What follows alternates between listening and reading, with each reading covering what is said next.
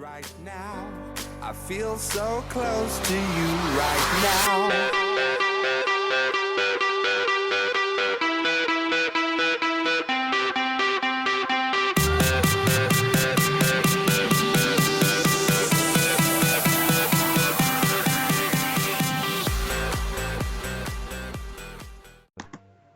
Hey, salut à tous ces petits PGM, c'est Zoxy. Alors, comment ça va aujourd'hui? Non, je déconne, c'est Gamer89.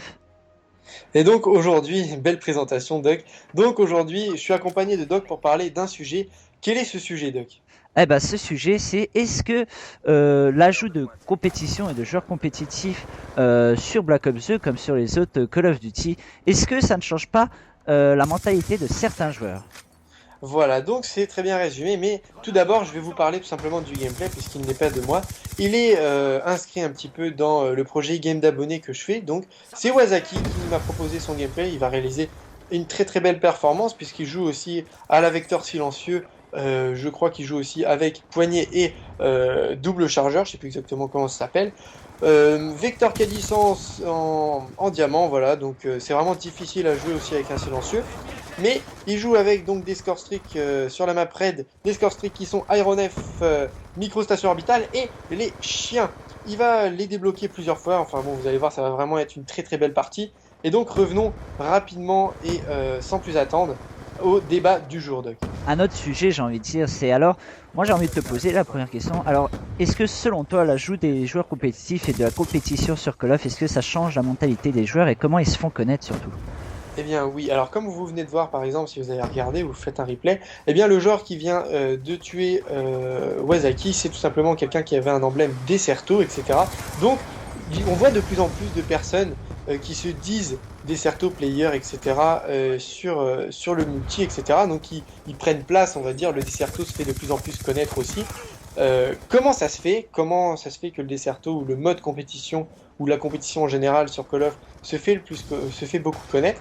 Eh bien tout simplement, avec YouTube, c'est un peu le tremplin. Eux, ils ont un petit peu leur chaîne Desserto, etc., que ce soit des chaînes de team, etc. Donc on voit par exemple, pour noter un petit peu des équipes francophones, on a Leipzig Burn, on a aussi Les Millennium. les Millennium, voilà, comme tu le dis.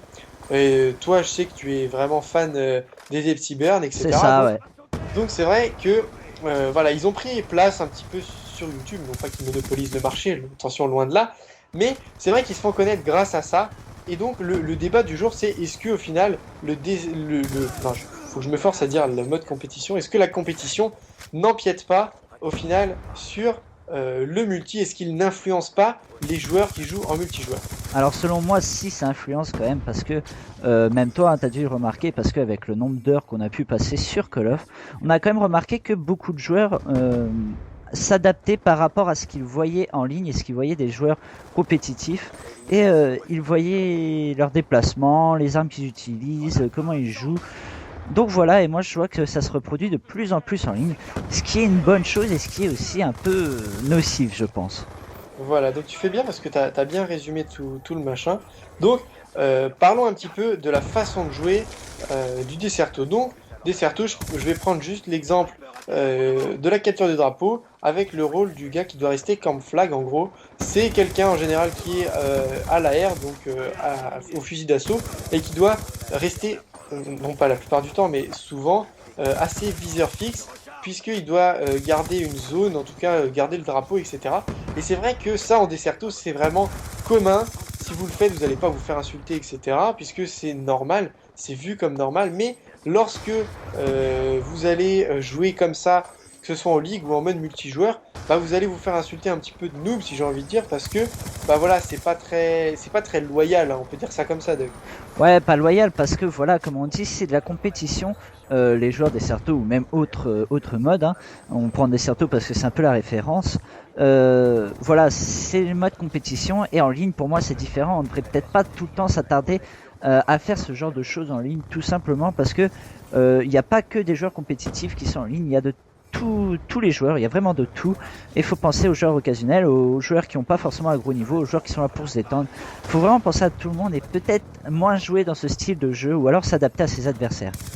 Eh bien justement, tu fais bien de parler un petit peu des joueurs qui sont occasionnels, parce que tout simplement, les joueurs occasionnels qui regardent pas forcément d'ailleurs YouTube, eh bien voilà, c'est vrai qu'ils sont sans doute hein, énervés de voir toujours les mêmes armes, de voir des joueurs qui attendent leur score streak. Bon, ça c'est sûr, c'est pas que les joueurs compétitifs qui font ça, mais voilà, de se dire ouais attention, je tombe contre une team, du coup voilà. En général, les joueurs occasionnels, d'ailleurs j'ai remarqué, à leur nombre d'heures de jeu, etc. Eh bien, quand on est en team, eh bien, c'est les seuls qui rage quittent pas ou quand on fait des gros scores, c'est les gens qui se prennent pas la tête, qui se font tuer et qui ragent pas forcément. C'est des gens vraiment, on dirait clean, et pourtant, voilà, ils auraient de quoi rager parce qu'ils jouent pas forcément souvent et ils se font tuer tout le temps par la même arme. Alors c'est vrai, quand on voit les gameplays en compétition et qu'on voit des gens qui jouent à la mitraillette, bah, on se retrouve très souvent avec MSMC, à la rigueur même parfois PDW, mais vraiment très souvent MSMC. Quand on joue à l'AR, c'est l'AM8, etc., viseur laser. Bon, voilà, c'est souvent les mêmes armes en mode compétition, mais c'est vrai qu'en mode multi, on se retrouve trop souvent, j'ai l'impression, avec les mêmes armes, et ça gâche un petit peu le plaisir, je dirais, parce que comme on dit, on a acheté le jeu 70 € pour avoir plein d'armes, etc. Et on a l'impression que tout le monde joue un petit peu avec les mêmes. C'est un petit peu dommage, mais bon, voilà, chacun fait comme il veut. Quel est ton ressenti, toi, Doc, par rapport à ça? Bah moi c'est vrai que en plus là en ce moment comme tu le sais je monte toutes mes armes en or et c'est vrai que de se voir beaucoup de gens jouer avec des SMG, bon je dis c'est très bien de jouer avec ce style d'arme, mais voilà dans les modes de jeu où je joue c'est vrai que je vois beaucoup de MSMC ou de PDW.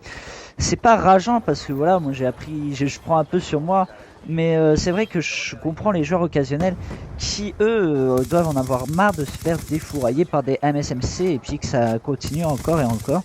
Après, je dis pas, faut quand même jouer avec ces armes-là, mais il faut peut-être varier et visiter d'autres armes parce que vous pouvez être surpris aussi par d'autres armes. Parce qu'il y a des armes qui sont vraiment très balèzes, qui méritent le coup d'œil, j'ai envie de dire.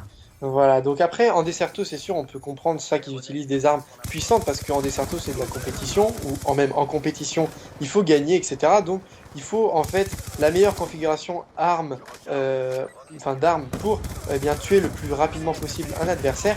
Mais voilà, il y a différentes armes, comme tu disais. Mais maintenant, je voudrais passer rapidement, avant la fin du gameplay, à la chose suivante. Est-ce que c'est pas aussi un investissement au final de jouer, d'avoir des équipements style manette, parce qu'il faut le dire, ils ont des manettes à palette, etc. Ils ont des casques. Est-ce que tu peux nous dire un petit mot là-dessus, Doc? Bah déjà, on connaît le prix déjà des bons casques. C'est très bien si vous regardez un petit peu, hein, ça tourne pas loin, autour minimum des 100 € pour avoir un casque vraiment correct. Pour les manettes, c'est pareil, donc je parlerai pas des marques, mais les manettes à palette, c'est vrai que ça coûte cher aussi. Donc je pense que voilà, si vous êtes vraiment un joueur Desserto et vous savez que si vous voulez vraiment, par exemple, faire des compétitions, pourquoi pas investir? Si vous avez les moyens, je vous conseille même, hein, faites-vous plaisir. Il faut se faire plaisir dans la vie. Mais voilà, si vous êtes un joueur occasionnel ou juste un joueur qui joue en ligne, c'est peut-être pas forcé d'investir là-dedans. C'est sûr, ça peut être rageant de se prendre des balles par des mecs qui jouent avec des manettes comme ça.